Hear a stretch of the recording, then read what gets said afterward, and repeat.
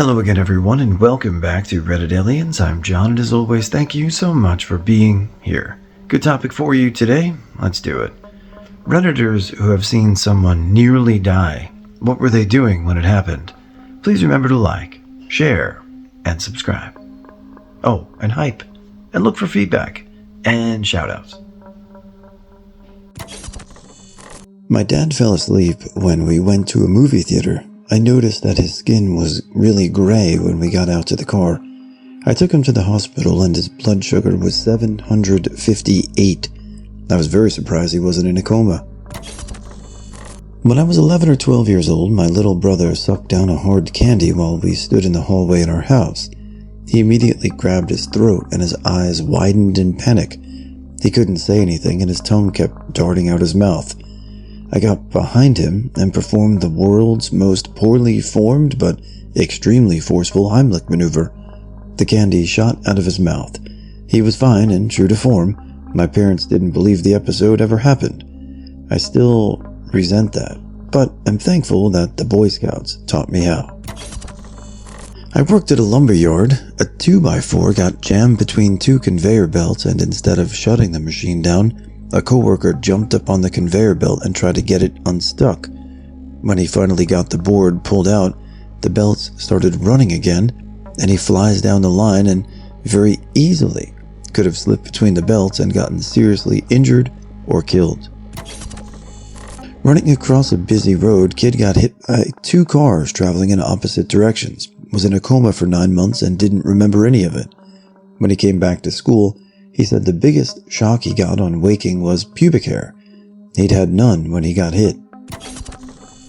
When we were young, 12-ish, I watched my cousin attempt to cross a very busy street with very poor judgment.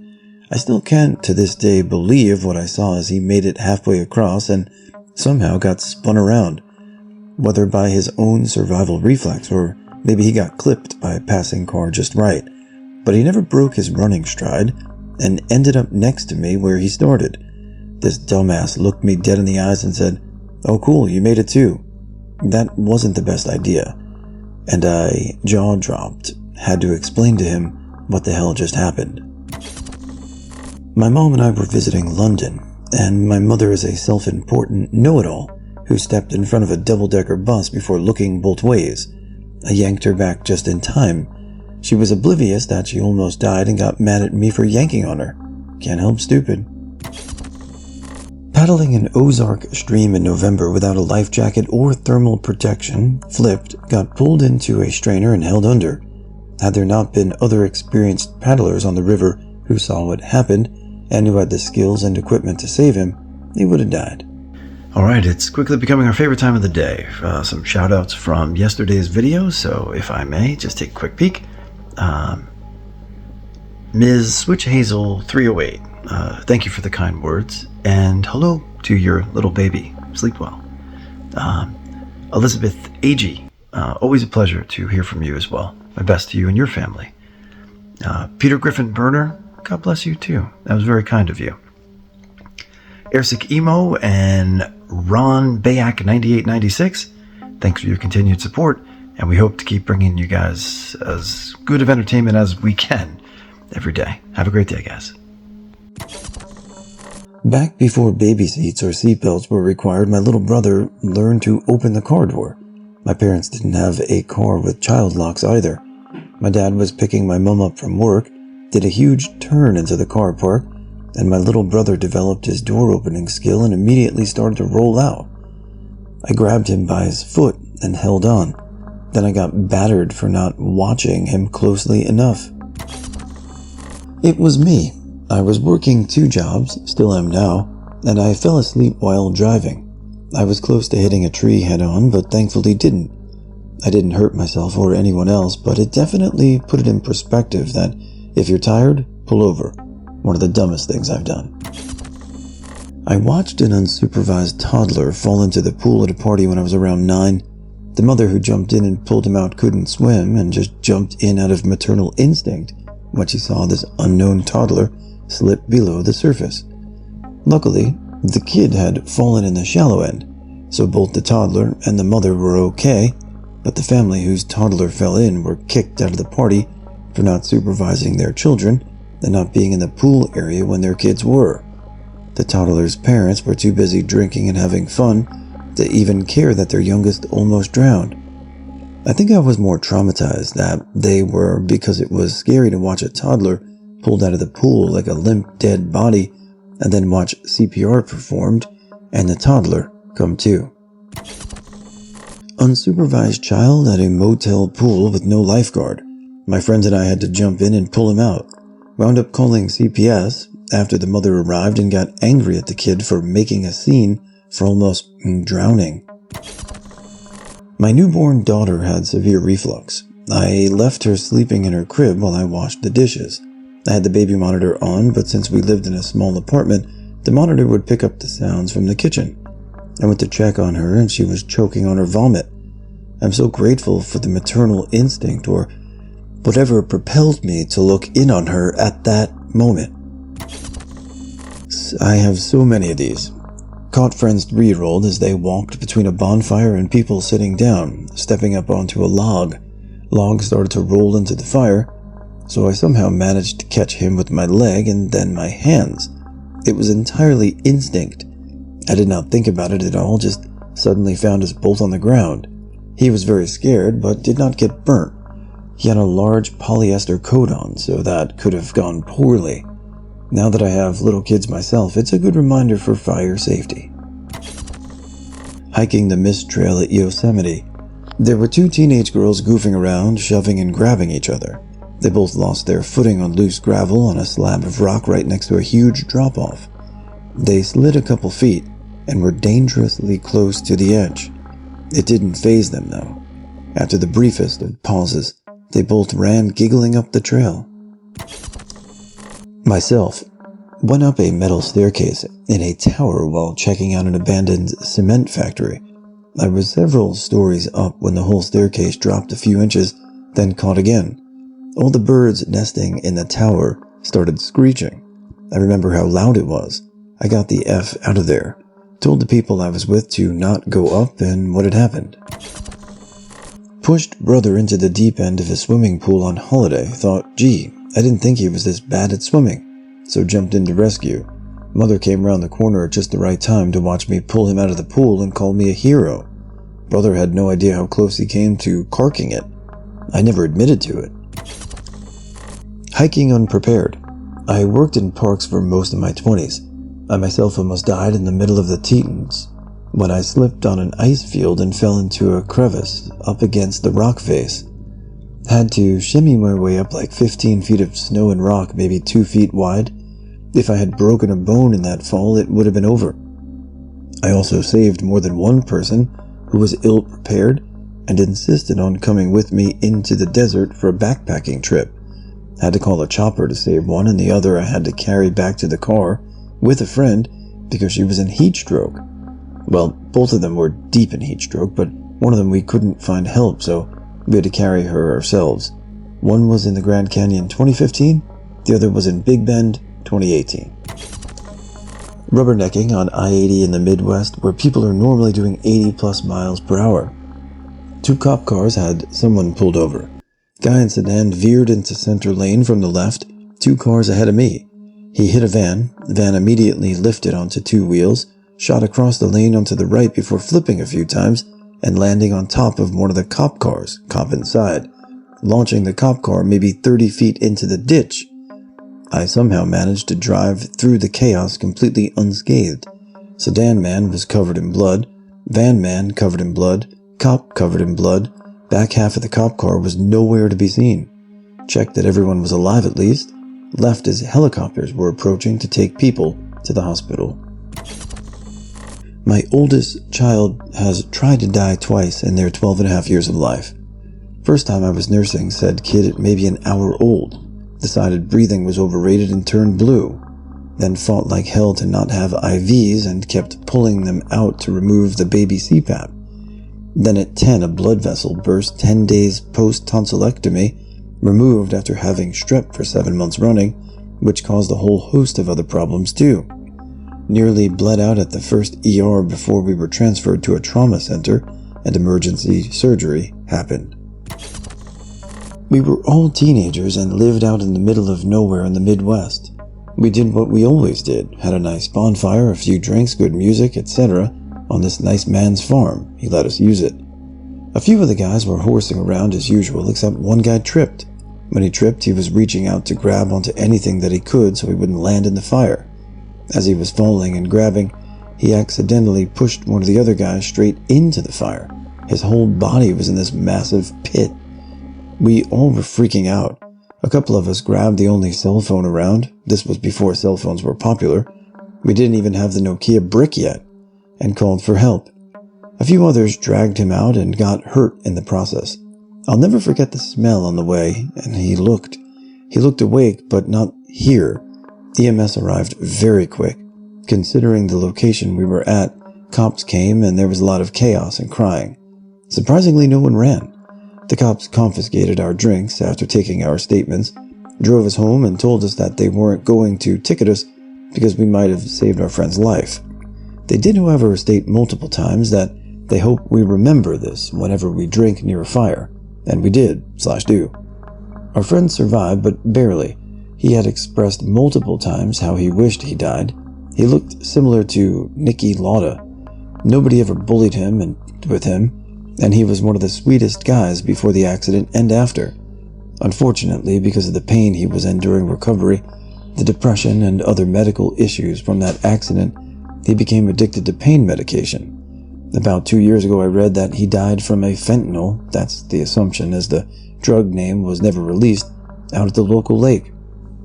The friend who accidentally pushed him wasn't doing much better. He lived with the guilt for years. He never drank after that, but he became a bitter, angry, self-destructive, depressed man. He stayed friends with our buddy and vowed to make it up to him. If our friend had any mean bone in his body, he could have easily taken advantage of that, but he never did. The other guy took his own life a few years ago. There were other personal issues that compounded onto this mental state. He died violently. Ironically, he set his house on fire on purpose. When he found his wife dead, she had health issues.